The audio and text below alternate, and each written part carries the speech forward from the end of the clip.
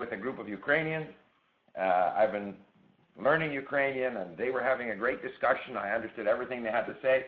I couldn't really express myself very well, but I know that if I were in a situation where I had to speak Ukrainian, I could learn it very quickly. And I've had that experience so many times that I'm with people from China, Japan, France, Brazil, and I'm able to communicate with them. So language learning is a wonderful thing to do, yet a majority of people somehow believe they can't learn, or they've had an unhappy experience, or they're frustrated, and so forth.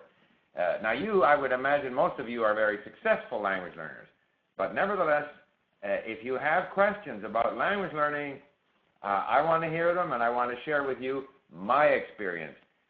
Those of you who have followed my YouTube channel, you know that I'm a great believer in Stephen Krashen's approach, which is that language learning is largely a matter of input, of meaningful input. In other words, the language has to come from outside and has to come into our brains from outside. We have to get used to the language. The conference is now unlocked. Are wonderful ways of doing this. Another thing that I refer to quite often in my YouTube videos is what I call the 3 keys. Number 1 is to have a positive attitude towards language learning, to like the language, to enjoy the process. Number 2 is to spend enough time, because it does take time. And number 3 is to develop the ability to notice what's happening in the language.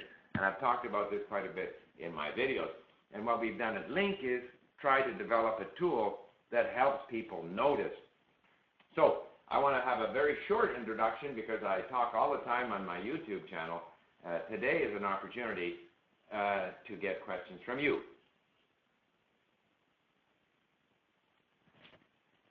Okay, is that better? But the sound wasn't very good, I guess. So, first question here from Victor. Steve often says that you should do things that are interesting, like reading and listening to things you like to learn better, but how do I learn a language just from reading something that I can't understand? Okay, very good question. Obviously, when you start in the language, you can only deal with very limited content. Limited meaning it should be short, it should have relatively basic vocabulary in it. I will often, if I'm starting from scratch, I'll buy a little starter book like Teach Yourself or Colloquial, and these exist in many languages. And so you get a little bit of an overview of how the language works.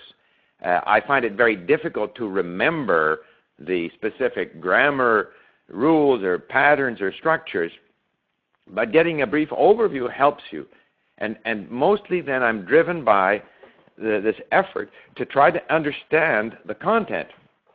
And so I save words, or before LingQ I would look up the little glossary, the word list for a particular lesson, and then I would try to understand as much as I could of the specific text, which might only be 20 seconds long. And maybe I listen to it once or twice or 3 times, and I still don't understand it, and I read it again, and I review the words. So there's that initial period where you have to try to get some traction in the language, because initially it's all noise, or it's all words that have no meaning. It's just letters or script on the page, and you have to convert that into something that has meaning. So yeah, a good question. In the beginning, it's not so much fun. However, the advantage in the beginning is that there's this tremendous sense of excitement, as something that was just noise or scribblings, just writing, all of a sudden starts to have some meaning. And so I feel that when I first start with a language, this excitement at discovering a new language kind of sustains me. It's new, it's interesting, it's exciting. But within a month or 2, I find that I have to move on to something that has meaning. I can't keep reading about, Jim and Juan, who, met at school, and all of the sort of learner content that's created for learners. And I think it's very unfortunate when people, even when they're intermediate, they continue to only use this sort of learner content, which is extremely uninteresting. So I think my strategy is initially to get some traction. I have to deal with uninteresting content. I have even, in the case of Romanian, drafted up some 200 sentences in English that dealt with some of the basic concepts that I want to be able to express. Say in Romanian, I had someone translate these and record them, so this became my learning content to get me started in the language. But within a month or so with Romanian, because the vocabulary is so similar to Italian, pretty soon I'm into meaningful content about history, and these are things that I find enjoyable. And if the content is enjoyable, I don't mind the fact that I don't understand it all. I don't mind the fact that I have to look up a lot of words, because I'm attracted by the interest in the content. So that would be my answer to your question, Victor. I hope. Yeah, by the way, I should point out that this question and answer button, ask a question button, is at the top of the screen for those of you who want to post some questions. I hope that answers your question, Victor. All right. One of the problems with the webinar is, of course, I can't have the feedback from Victor. Next question here from Tiago. How do I know I'm improving even when it seems I'm stuck for months in a language? That's an excellent question. First of all, I mean, I've been in that situation myself. You have to believe that with more and more exposure to the language, you will get better. You're not going to get worse. You can only get better, even though there are periods of time when you feel that you're not making progress. And what happens is typically there may even be periods of time where you feel you're doing worse than you were doing before. But all of a sudden there'll be a moment when a text that perhaps you had difficulty with before all of a sudden is clear to you. Or you're in with a group of people and all of a sudden you express yourself better than you had done before. And these moments come, but it's not constant. And so you have to basically believe that you have to have that sense that you are getting better. And also this relates to this idea of reading and listening to things that are of interest to you. So if I'm, learning, say, Portuguese, but I'm listening to an interesting podcast or I'm reading something interesting, I'm more sort of motivated by the fact that I'm learning things about maybe Brazil or Portugal or whatever it might be, that I'm actually enjoying engaging with the content. So I'm not too concerned about how quickly am I improving. That doesn't concern me that much. Now, there is a difference between, of course, understanding and speaking. And I emphasize comprehension because I think if you understand what people are saying, if you have good comprehension and good vocabulary, you can do so much. You can watch movies, you can read books, you can listen to podcasts. But when it comes to speaking, of course, you have to speak, and you have to speak a lot. But if you have good comprehension, then you can participate in discussions. You can understand what people are saying. And with good comprehension, you will gradually improve. So personally, I don't worry so much about whether I have a sense that I'm improving. And at LingQ, of course, we have instituted all of our statistics, and they're there to provide you sort of confirmation, reassurance that you have learned so many more words and that, in fact, you are improving. But, Tiago, the answer to your question is, yeah, very often we have the sense that we're not improving. We have to try to enjoy the process, believe that we are improving, and every now and again we get this confirmation that, wow, look at what I've achieved. So I hope that answers your question. Okay. Now, next question from Ken Matsunaga. What is the fastest way to study who is she in Japanese? Who is she is a lesson or a course at LingQ. Many of you have studied Who is She, which exists in, I don't know, 12, 13 languages at Who is She, at LingQ, so that you have a translation of the meaning. Now, the fastest way to study any lesson, in my opinion, is, first of all, I am not obsessed with fast. The second of the three keys is language learning takes time. So the question perhaps should be, what is the most effective way to study any particular lesson? Well, typically, Who is She is a course that you study at the beginning. And it starts at a very basic level, and then it ramps up to a more difficult level. So what I did when I used who is she for Russian and for Czech and for Korean is that I would study lesson 1, 2, 3, 4, 5. Didn't understand, I'd go through, because they're quite short, I'd go through lesson 1, review the words, listen once or twice, kind of don't understand it, go on to lesson 2, and because it's a story, then it continues from lesson 1 to lesson 2, so you're actually following the development of this story. And so I would take on lessons 1 to 5 for the first week, and I'd listen to them many, many times. And then I would move on to 6, 7, 8, 9, 10 the same way. And then I would again listen from 1 through 10, and so forth. Then I do 11 to 15, and I'll find some of them, no matter how often I listen, I still can't understand. And then maybe I understand 18 better than 14. It doesn't matter. It's just this idea that you're constantly exposing yourself to the language, you're saving new words and phrases in LingQ, you're reviewing those words, you're reading and listening and you understand, you go away and you listen on your MP3 player, you don't understand, and you just continue investing this time in the process. And at the end of it, you're going through from 1 to 25 quite often. And who is she to me is basically a fundamental course which takes you from a very low level to almost an intermediate level.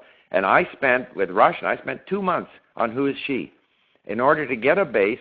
And once I had that base, then I could actually go into Russian literature. Although there were a lot of unknown words, I felt then I had enough of a sense of the language that I could then start to take on content that was of interest to me. So I hope that answers your question, Ken. Now, let's move on here. Yes, here, echoing problem. The echo is really bad, presumably. Okay, what advice can you give us about translating in your head while listening to a new language? All right. I think it is inevitable initially that we do some of that translating. Personally, one of the reasons why I'm not fond of sort of dual language books and things of that nature is I try to stay in the language itself. And initially, of course, I'm picking up individual words with an online dictionary, or if you're at LingQ, you're saving these words into your database, and you're struggling because even having looked up these words, the meaning is not clear because we're not used to the new structures of the language. Because they typically, in different languages, they have different word order, they have different ways of saying things. I don't know, I just try to stay in the language. I try not to translate. It's inevitable, particularly when we speak, and before we're very comfortable in the language, we'll think it through in our own language and then try to say it in the new language. But as we pick up more and more natural phrases, then we start to use these phrases without thinking.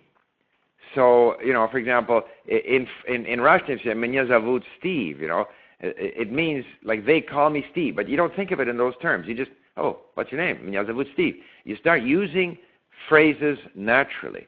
And so it's just a natural process. I don't think there's any specific instruction or advice that I can give about translating in your head. It's something that's going to stay with you, both when you read or listen and when you speak, until you get comfortable enough in the language, until, if you want to express an idea, you naturally go to this phrase that you've learned that starts to naturally come out of your mouth just because you've heard it so often. And that's where noticing is so important. That's why in LingQ you should save phrases and review these phrases. So these phrases become the natural way to express a certain thought. Okay, I hope that answers that question. Thanks very much for hosting my question. What would you say the biggest mistakes are vis-a-vis language learning for A, beginners, B, intermediate, C, advanced learners, and would you say they were different for each level? Okay, I think mistake, it's hard to say. First of all, I think different people have different things that they like to do.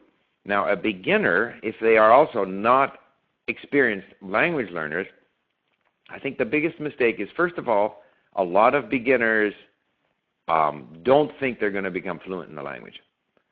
So they have a psychological or a sort of an attitude problem. Obviously, an experienced language learner is confident that they will be able to learn the language. So I think that's a big issue for beginners. Another one is that the beginners, I think, try too hard to nail down, say, if they've learned 10 new words, they want to try and really learn those 10 new words. Or if they're introduced to a new grammatical pattern or even a grammar rule, then they want to make sure they get that correct. Or they're going to answer questions and then they're upset if they continually make the same mistake or forget the same thing. As an experienced language learner, I never do that. I don't expect to remember words. I don't expect to remember grammatical structures. I will review some grammar rules because I think it kind of helps me look for things. But until I've had a lot of exposure to the language, the grammar rules, I just won't, sometimes even understand them and certainly won't remember them. So I'm quite comfortable with that. I'm comfortable with studying lessons and not understanding it all. I think beginners very often are too concerned about trying to nail down what they're learning. Certain words and grammar structures you'll learn right away. Others, not for 6 months. I often, for example, a good example of this is, I'm sure most people who study English are taught very early that the third person singular has an S. I go, you go, he goes. We go, they go, whatever. Only the third person singular has an S. Very simple rule. And yet, for many people, this never kicks in. And so they will continue to say he go. So there's no telling when these rules will kick in. So that I think a beginner too often is too determined to nail things down. And I think that's a disadvantage. For intermediates, I would say the biggest mistake intermediates make is they stay too long in learner content. An intermediate, once you're an intermediate, you should be into real, meaningful content. You shouldn't be doing stories about, at the post office and at the train station and other content that's created for learners. And advanced learners, I think some advanced learners are good at reading and listening and are reluctant to speak. Once you're advanced, or even as an intermediate, you have to go out and talk. You have to go out and talk because you only get better at speaking by speaking. So that would be my answer for Harry's question. Now, Alexander, when you say the more languages you learn, the easier it gets, what do you mean by that? Is it easier to learn words? Does the language make sense quicker? I hope you can elaborate.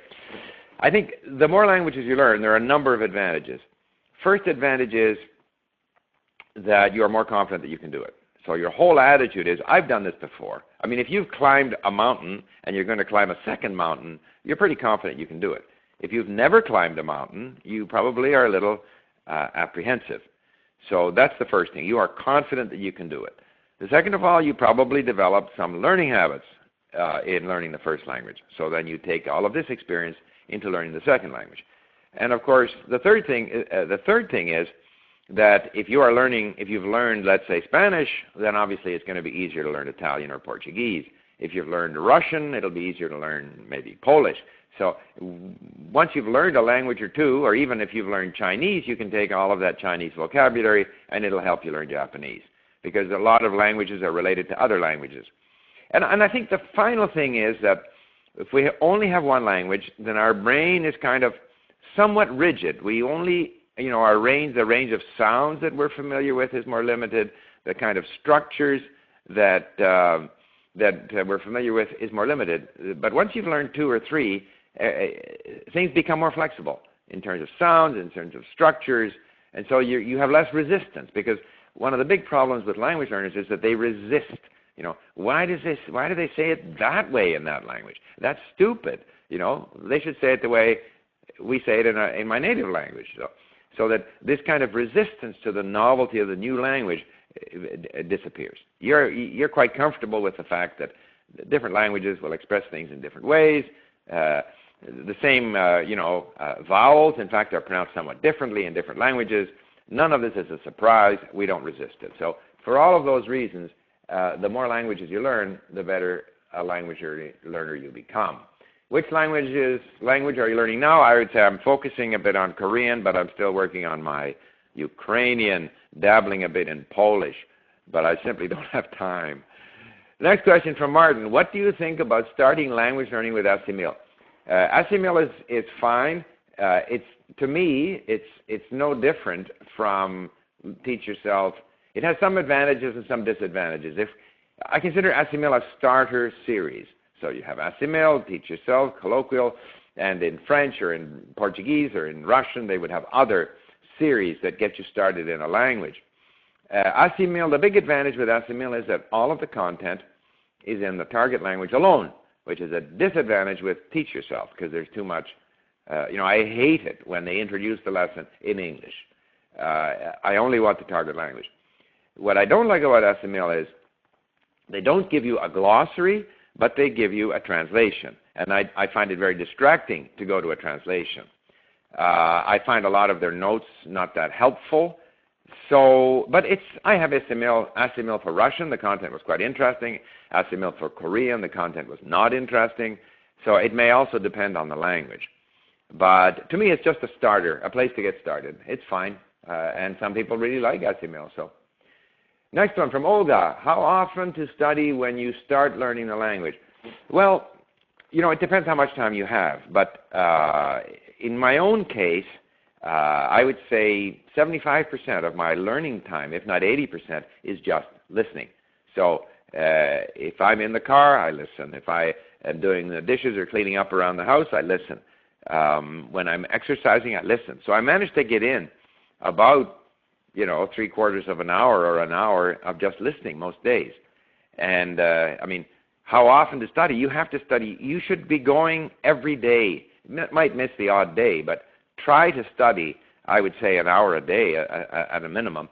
And then, of course, because I study with LingQ, so then I listen, then I go and I read and I save words and I review the words, and then I go and listen again. So, whenever, and it's not just when you're starting. At any stage in the language, I like to put in an hour a day. I think that's a minimum. Is it a good thing to progress if I read a book with different language? I'm not sure I understand the question. Reading is a very good thing to do.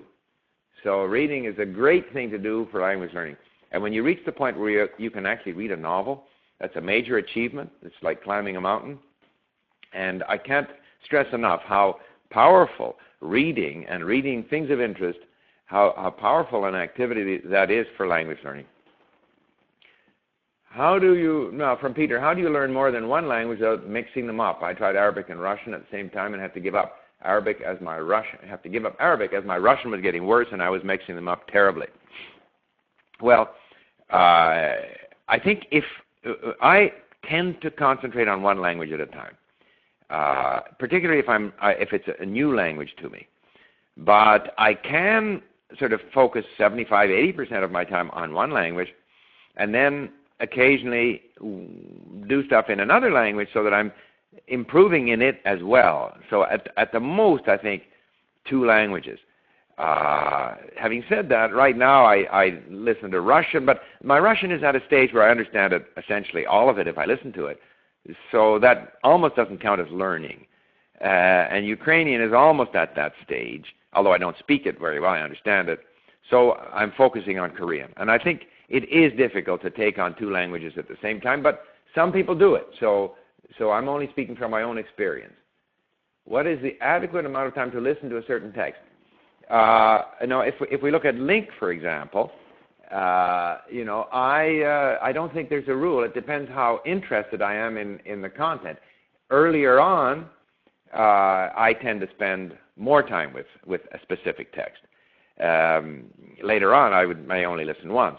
As I said when I described my approach to learning with Who Is She, I'll spend 2 months on those 26 lessons. And each one of those so that's 26 minutes of content roughly, and it was my basic learning material for 2 months when I started into Russian. So earlier on, you have to listen over and over again to the same material. But I will move on even if I don't understand it all, because I think you have to have a balance between sort of this repetition, hearing the same stuff over and over again, and having something new. Because at a certain point, the brain turns off. You can't keep on forcing the brain to repeat the same stuff over and over again. And it's good to vary it a bit. I did a video about interleaving, or this idea, again, there's a gentleman called Robert Bjork who has done videos on YouTube and explains that rather than trying to totally learn a block of information, we are far better to spend some time with it, put it aside, forget it, go back to it again, relearn it, forget it, go back to it later. That form of interleaved learning is in fact more effective than trying to block learn something. So I think you should be guided by your interest level. When you sense that it's now boring to you, even if you don't understand it all, it's time to move on. How to learn a rare language like Estonian for which there are not much current content. I want to reach an academic level to study Estonian in the future, but I find it hard to make any progress. Fine. Yeah, hard for me to say. I don't know what's available in Estonian. Estonia is a very with it country when it comes to the internet and internet access and the digital society. So, I mean, it wouldn't surprise me to find good audio and text content for Estonian. In the case of Romanian, which is also, you know, it's not rare, but it's not that popular a language, I did find content. I found an audio book for which I was able to find the digital text online. I found resources on for grammar on Romanian. I just did a lot of Googling and I found stuff for Romanian. So my only advice is see what you can find. I have not tried studying Estonian, so I can't really say. Fabio says, I like to write a lot. Do you think it is useful and help to improve speaking? Absolutely. Absolutely. Writing is extremely, extremely important. When you're writing, you have more time to think. You're more inclined to look up, you know, certain grammar structures and patterns, and then try to use it correctly. And all of this helps to form good habits in the language. It's to my mind, I mean, the written language, in a sense, it's just a recording, a written recording of what someone said. And so you're in fact recording yourself, and it prepares you for speaking. So writing is great, and typically when for example, when I was studying Chinese, I wrote a lot, and I treat writing as a part of speaking. So I try not to have a very casual style when I speak and a very formal style when I write. I prefer to make my writing equal my speaking. So when I speak as sort of a neutral, you know, variant of the language, and when I write as if I were speaking, and I find it very helpful to improve our confidence, our you know, control of the grammar, and so forth and so on. Jonathan says, I was wondering how to keep speaking the language when you aren't talking to a native speaker. I do 2-3 meetups with Japanese people a week in Vancouver.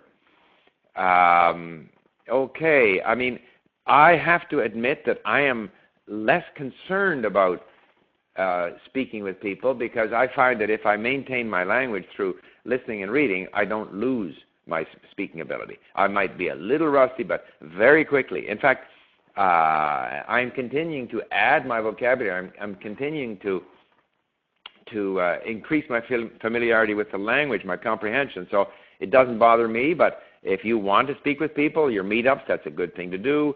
You can find people online for exchange. But as I say, personally, I'm not worried about it. I have 15 languages. I can't possibly be speaking to speakers of 15 different languages all the time. But it's very easy for me to throw a CD in my car and listen to Chinese or Ukrainian or Korean or Romanian or whatever I want. Okay, next question from Alexander from Ukraine. I've learned English for 8 months using AJ Hogue methods. I love my learning, but now I'm in Turkey and I need to know some Turkish. So my question is, can I learn 2 languages at the same time, because I find it too much difficult? All right. I mean, if you're in Turkey, and I presume you're living in Turkey, then yeah, you've got tremendous motivation to learn Turkish, and you're surrounded by this Turkish language environment. So I would definitely go at Turkish, and your English is not going to suffer. Your English will only improve while you go at Turkish. So then I would focus on Turkish, forget about English, In fact, you could probably use English language resources to learn Turkish, so that to that extent, you're maintaining your English. But you will find that if you now go and learn Turkish, forget English. You won't forget it, but if you don't put any effort into English, when you go back to English, you'll be better. It's happened to me several times. I don't know why that happens, but it happens. All right. Mert here, do you think it is harder to learn languages whose alphabet is not Latin? Absolutely. Absolutely it is.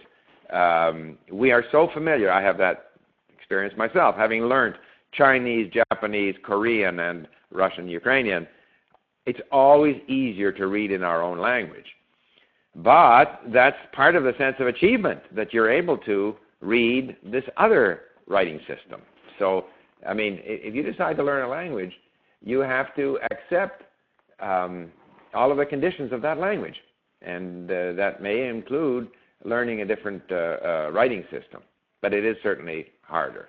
Raphael says, I am at beginner level of Swedish and such I find it hard to find audios that I can understand. So do you read more than listen at the beginner level and switch to listening more as you progress? What I find, and I hope you've used all the resources we have in our Swedish library, I tend at the beginning to want to listen and read to the same material. Listen to and read the same material because it reinforces it. But, for example, in Ukrainian, I couldn't find a lot of material that had audio. So I end up reading more. And it's easier to read. You can pick your way through it. You can save words and phrases, at LingQ, for example. So it's easier to find material and it's easier to work, it's easier to read. Reading improves your ability, your comprehension ability. So if you have I'll add to that in Portuguese, it was the same way. I discovered these wonderful Portuguese podcasts from Portugal. They didn't have any transcripts, but I had done enough reading in Portuguese, plus Portuguese is very similar to Spanish, that I was able then to just listen. So the activities we engage in will depend on the resources that we're able to find. But as a general rule, yes, it's easier to read than to listen. If I have a lot of audio content available, I will listen a lot, in fact, at the beginning, even if I don't understand it. As long as I can go back and access the text, read it again, go back and listen, still don't understand, go back and read it again. So I go through that sort of process until my brain gets used to the language. And I guess as I progress, I would say that more and more I tend to read and listen independently. So if there's a good podcast, I listen to the podcast. If there's something interesting that I want to read, I'll simply read it. And I won't be quite as concerned about matching audio to text as I am at the beginning. All right, Thierry says, you also say to read and listen to a topic that you're interested in. By doing this, you also meet the same words. Doesn't help a lot in everyday conversation. I'm fond of mechanics. I only know bolts and nuts. Yeah, obviously, if you stay in a very narrow area, then that will limit your vocabulary. So if you're interested in mechanics and you're only reading about bolts and nuts, that's going to limit your your vocabulary. So you've got to try to find something else, whether it be history or drama or whatever. The other thing is, yes, in terms of conversations, you have to expose yourself to content that's more typical of everyday conversations. So that could be maybe watching television shows or movies, or some of the content in terms of English that we have, discussions, interviews, that kind of thing. You have to try to vary it. I think the simple answer is, even though your interest is mechanics, you do have to try to vary the kind of things you're listening to. Conversational stuff is really good. I think very good to learn from a dialogue, two people, like a genuine conversation, people talking, and which was then subsequently transcribed, rather than a dialogue that was artificially written. All right. Ken asked, who is she so special, who created it, how much of the basics is covered? I created it. I don't believe in this concept of the basics. There's a language. You can start at any level. Some words, some things that seem to be basic, you won't learn until 6 months later. Some things that may not be so basic you catch on to right away. The big thing about who is she is that the vocabulary gets a little more difficult and the sentences get a little longer as the thing progresses. Okay, Vladimir says, hello Steve, first of all I want to support all your efforts for improving the site and make something new like this one. Language test a few weeks ago. I have one question and one advice. I'm interested that you learned, most interesting thing that you learned about Portuguese would make special. Advice, make little games and quiz on Link connected with language learning. All we're playing. All right. So, what was the most interesting thing about Portuguese? And also suggesting that we should have more games. Portuguese, I would say that I've been to Portuguese 3 or 4 times, haven't been to Brazil, and so therefore I was more interested in the Portuguese from Portugal, even though the Portuguese from Brazil in a way is easier to understand. They pronounce their vowels somewhat more clearly. What was interesting to me is that I discovered a very interesting series of podcasts put out by Portuguese radio, and I spent a lot of time listening to that podcast, and that then made it possible for me when I visited Portugal to speak with people. So the interest really was A, in the podcast, and B, in the ability to communicate. Because the first time I went to Portugal, even though I had spent a few months with, this was before we had it at Link, living language, whatever, and I figured it would be easy, and I went to Portugal, and of course they all spoke to me in English because they immediately identified the fact that I wasn't very strong in Portuguese. After lots of listening to these podcasts, the next time I went to Portugal, I was able to carry on in Portuguese. So that was very satisfying. Games, yeah, I know this is one of the many, many things that they're looking at to try and make the site better, but you know, slowly. Okay, Ben here. I've been studying Japanese at Link for about 5 months. When listening to podcasts, I can understand quite a bit, but I find myself constantly translating in my head. Okay. Yeah, translating in your head, it slowly goes away. Part of it is, don't worry about trying to nail down the meaning 100%. If you're translating, partly it's because you're trying to like really nail down the meaning. Just the language is fuzzy to you. It's not your native language. You don't fully understand it. You have a 60, 70%, at times a clear 100%, at times a 20% understanding of what's going on. Learn to accept that, but stay in that fuzzy, unclear sort of mode, and gradually, as your brain gets more and more used to the structures of the new language, it's going to become clearer. That's better than trying to go to the translation to find out exactly what was said. At least that's how I approach it. Okay? Talis here. Why watch movies seems more difficult? Okay, yeah, movies are difficult. Don't assume otherwise.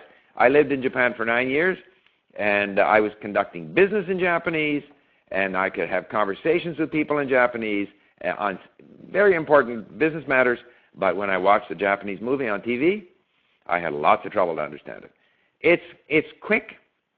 You're not in the context. You're not part of it.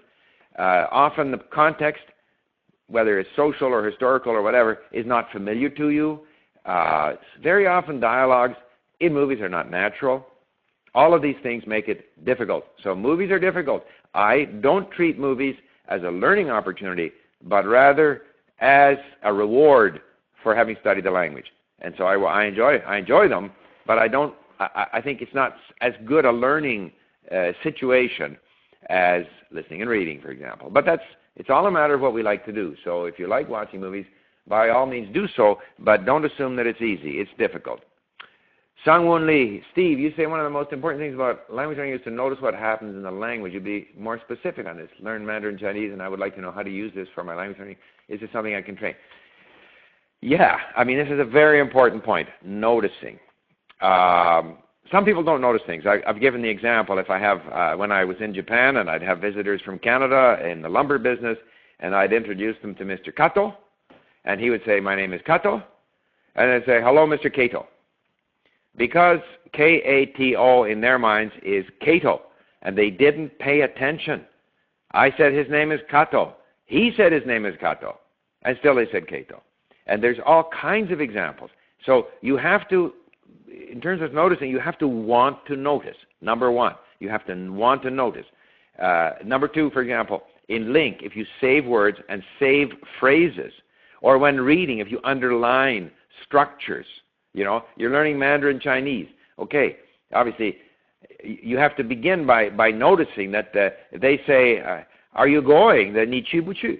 Okay, so then you go not go. So there's a new structure you start to notice. You start to notice the different patterns, you know. 就算你 like even though something or other. You have to start to notice these structures. You have to notice certain things in the pronunciation. You have to pay attention. The kinds of things that I do are underline, saving links, lots of exposure per se. Naturally, you will start to notice more and more. And just as with a crossword puzzle, the more things you have already noticed, that will enable you to notice other things. But you have to have this conscious desire to notice. You have to notice the pronunciation. I've mentioned the example before that sometimes people who are not native speakers of English, they'll say they're Spanish speakers. They'll see words like word, bird, heard, W-O-R-D, B-I-R-D, H-E-A-R-D, and they'll think that they're pronounced differently. Word, bird, heard are pronounced the same, even though they're written differently. So you have to notice that. You have to notice, you know, the emphasis in words. So all of these things take a deliberate effort to sort of notice, and that in turn will create habits. So I hope that helps to explain the whole issue of noticing, which is absolutely key. The biggest thing, I think, is you know, lots of exposure. Christian, Steve, is it advisable to learn 2 languages at the same time? If not, how many months should I study? Okay, I personally am not a fan of studying more than 1 language at the same time. Let's see, I lost this now. Let's see. Okay, Mark here. So I'm not a fan of studying more than 1 language at the same time. Mark, do you think about it? I'm in my 50s and I'm just starting. I have Latin and did well, blah, blah, blah, and I want to read my favorite authors in the original. I'm planning on starting with Spanish. I'm in California. Any other advice for a more mature learner that's just starting on a living non-computer language? Okay, I mean, 50s, that's young. You're 20 years younger than I am. Not 20, but 15. If you are motivated to read authors in the original, that is a tremendous asset. That's a tremendous asset. So you should pick 1 language, say Spanish, because that's going to be the easiest. And I would go straight to LingQ, do all of the beginner content in LingQ. We have some excellent content. Not only who is she, we have some content there that will help you with tenses, a variety of sort of things that will get you launched. And then very soon after starting into that kind of content, you should move on to your novels. And we have novels in our library here at LingQ, and all of those have audio and text. The advantage of audio and text is you take a lesson, you listen to the audio, you don't understand it, but it gives you some momentum to go then and read it and save words and phrases, and then you listen again. And it's just, there's a lot of more resonance. You're interacting with the text that way.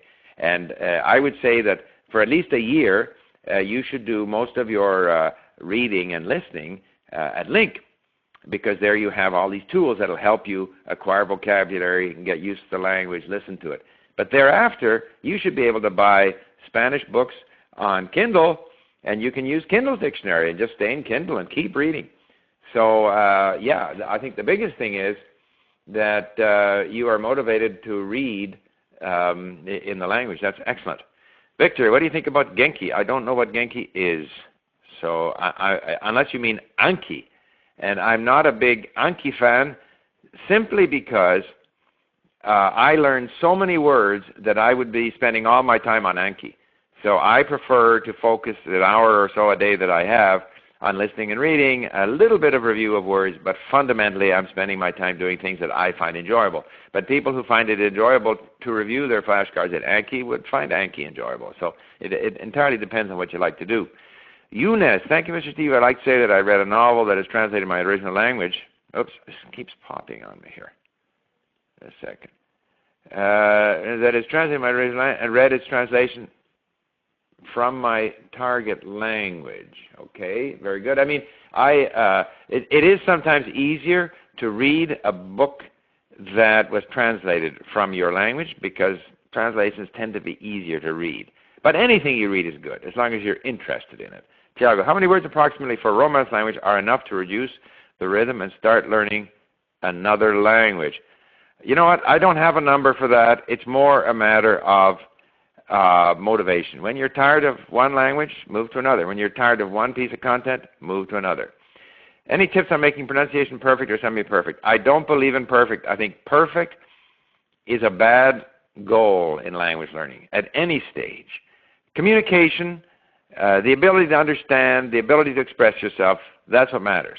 Now, in terms of improving your pronunciation, I think a lot of listening is important. You can't pronounce what you can't hear. And when you start with a language, you don't hear some of the sounds that are different that you haven't heard before. But beyond that, I would put a major emphasis on intonation. One of the things you can do at LingQ is to pick a paragraph, listen to it, and then maybe do it phrase or sentence at a time and eventually paragraph at a time, and try to repeat that yourself, focusing on intonation. If you get the music, the rhythm, the intonation right, then you'll have a better chance with the rest of getting all of the other pronunciation of individual words right. Alex, please tell me which is the best way to learn English idioms, just by memorizing them, or is it better? I don't memorize. Definitely just listen to content of interest, listen to content that has a lot of idioms, save the idioms as phrases, review them, notice them, underline them when you see them, make a point of noticing them when you hear them, and slowly. Because there is an almost unlimited number of idioms. You're not going to learn them all. You shouldn't have that as a goal. I think idioms are okay, but there's lots of other things that you need to learn in the language, and I don't see the idioms as an exception. You just need to do a lot of listening and reading and try to pay attention. Okay, Mel, did you have the expression that changing your diet while living in other countries affected positively or negatively your learning experience? No effect whatsoever, but one of the advantages of traveling and experiencing different cultures and speaking different languages is that you experience other aspects of their culture, such as the diet, but it has had no effect that I'm aware of on my ability to learn. Vladimir says, tell me, do you have a situation where you mess up with words from different languages if you say one funny personal anecdote? Thanks, Dave. Okay. Yeah, I can't really think of, I'm sure I do that, but I can't think now of a specific example of that. Particularly with the Slavic languages, at times I don't know if this particular word is Ukrainian, Russian, or Czech, so occasionally, but once you get into it more, you tend to do it less. So when transitioning from one language to another, this tends to happen, but once you're in the language, it doesn't happen so often. Alexander asked, do I have a favorite language? The one I'm learning. Tiago says, I'd like to learn Spanish. Once I speak Portuguese, should I look for advanced content? If I understand correctly, you speak Portuguese. Therefore, yes, you can start in at a very high level in Spanish. Absolutely. Joaquin says, what do you think about trying to learn the words of songs? Songs are great if you're interested in songs. Absolutely. The key is to study from things that interest you. So songs will have a lot of colloquial language. The vocabulary is a bit limited, but obviously if that's what you want, that they're interested, it's great content to learn from.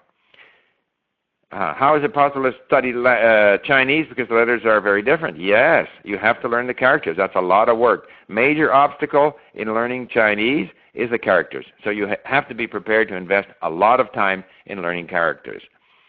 Pedro says, Steve, my native language is Portuguese, and I want to learn French and English in the same time. Do you have any tips?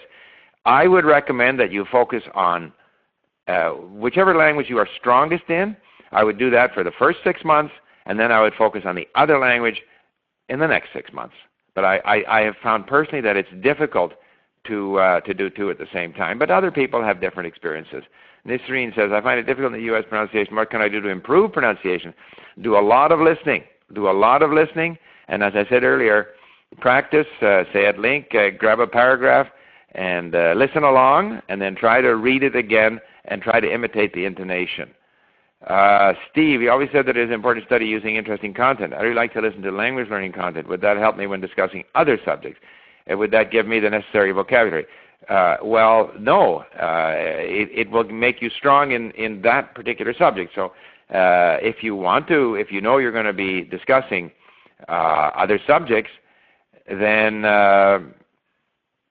you're going to have to read up on those subjects. If you're going to be discussing business, for example, or politics or literature, you're going to have to find the content that relates to that subject. So I think the important thing with content is, obviously you're going to read about things that are of interest to you, but if you have a need, professional need, to become competent in discussing other subjects, you're going to have to go and find that kind of content.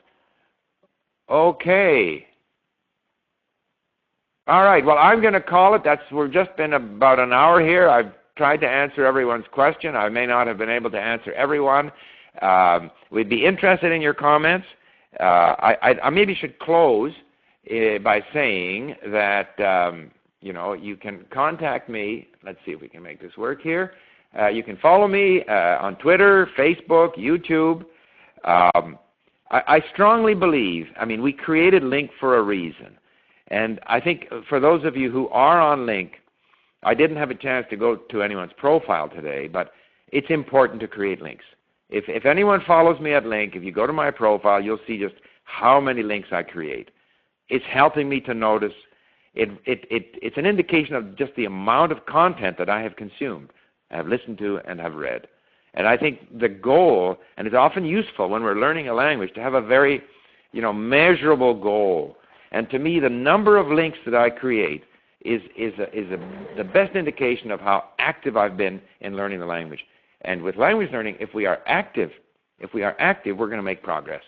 So I strongly recommend those of you that are on LingQ to create a lot of links and really force yourself to cover a lot of content. Okay, that's it. Yes, this webinar was recorded, so those of you who missed it will be able to listen to it. All right then, thank you very much. Bye for now, and thank you for joining me.